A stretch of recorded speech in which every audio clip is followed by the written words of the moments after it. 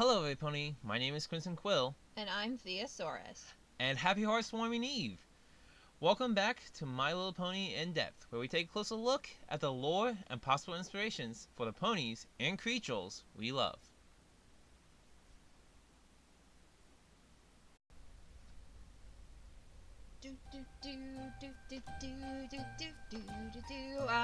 I love Hearths Warming. It's one of my favorite holidays. Whether it's decorating or the snow, I absolutely love the snow. What? What did I say? You know what you said. I love Hearths Warming as much as the next pony, but I absolutely hate the cold. Snow is fine, but I hate the cold. All I said is that I love snow. You just said snow is fine. With snow comes the cold. And what's wrong with the cold? I feel like I can never stay warm enough. I'm even shivering as we speak right now. That is what blankets are for. I still don't feel warm enough.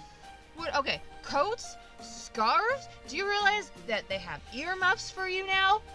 I mean, how lazy are you that you can't warm yourself up? There are heat spells. I am just saying.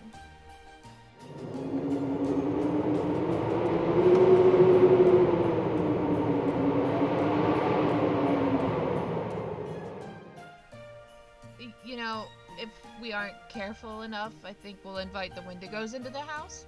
And then you'll be even colder. I'm done. I'm done here. Oh, you know what that means, guys? That means I win. No, I just don't want to invite wendigos in. No, that's what happens when I win. Speaking of wendigos, we were supposed to be talking about them today, aren't we? And to do so, we'll be traveling to the Americas. But be warned, what the wendigos really are is really dark. Just ask the Native American tribes that the legends come from. But those are the same for My Little Pony. You're right. Why don't we talk about the differences? Alright, we'll talk. We'll start with, they look completely different. They act completely different. And we don't really know the origins of the My Little Pony wendigos. Okay, well, let's start with how they look. So, we first saw the... you can't... if I can speak. So, we first saw the wendigo in Season 2, Episode 11, Hearths Warming Eve. Yay! And the wendigo is a horse-like spirit that have a translucent appearance. No low body, and their eyes glow an almost creepy blue color. The wendigo of the Native American people have varying descriptions depending on the tribe. They are all very similar. In some Native American versions, it is a gigantic spirit over 15 feet tall. The generally are said to have glowing eyes, long yellow fangs, and overly long tongues. Yeah, they certainly sound a lot creepier. You don't even know the half of it. Wait till I start talking about the way that they all act, which is next on the list. Oh dear. Well, it is true that the wendigos bear a resemblance to the horses in the show instead of the humanistic monsters the wendigos are described in the actual tales, but they're still based around the malevolent supernatural spirit associated with winter.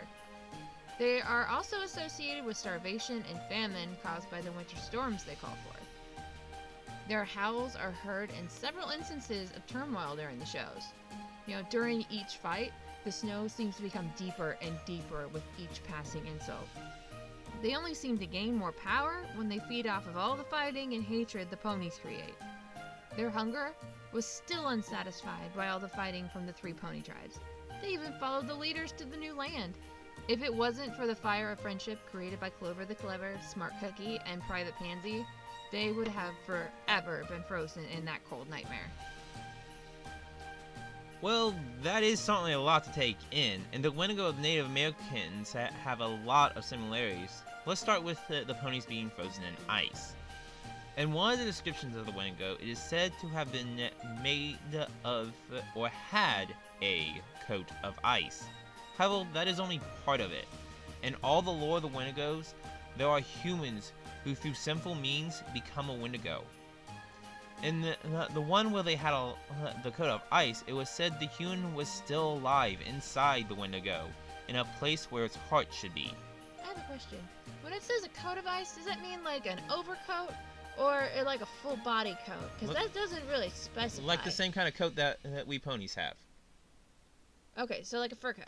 Yeah, like a fur coat. Not like an actual coat like Rarity makes. Yeah, not like the ones Rarity make. Just wanted to specify. Anyway, where was I? Did I make you lose your place? Yeah. I'm sorry. It's just, they were the only ones that had a coat of ice. It's Yeah. Oh, I was talking about how the human was still alive inside. That's right. Oh. Right where the heart should be, by the way. I think I already said that. And the only way to kill it, by the way, is sadly to kill the human inside. Oh, that's great. Yeah. Yeah. Another similarity is how they are associated with starvation and famine. Which I mentioned, thank you. Yes, you did. That's why I'm going to talk about it now. The Algonquian people describe it as a cannibalistic monster or evil spirit. How one becomes a wendigo is one of the most sinful acts a man or woman could do. They eat another human. Ah, cat. Yeah, I have trouble even talking about that. I can't even imagine doing that. Ugh. And since they're never satisfied? Yeah. Yeah, it was said that their hunger was never satisfied. Oh, so they're always constantly looking for more food. Oh, that's great. Yeah. And that fact right there is where they seem to gain more power. Well, is probably where that comes from,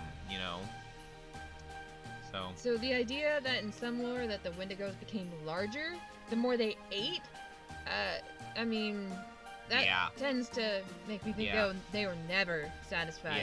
Yeah, they grew larger with each time they ate, so they were never satisfied. Their stomach's never full.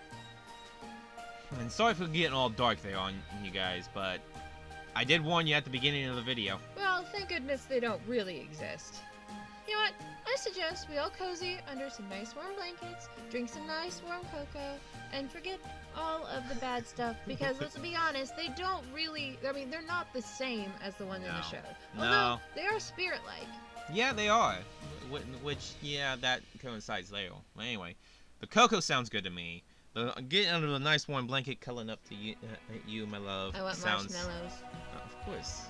You have to have marshmallows. You have to have marshmallows with cocoa. It's the only way. That's the only way. Anyway. Anybody who says that you can't have marshmallows with cocoa is a big fat liar. Yeah. Okay, they're wrong. They're just wrong. Okay, they're not wrong. They just have different tastes. No, you're wrong. I would like to give a special thank you to Gaijin Goombah, who did a video on the wendigos, which is a big help to both of us when we were researching for this. Thank you so much for watching.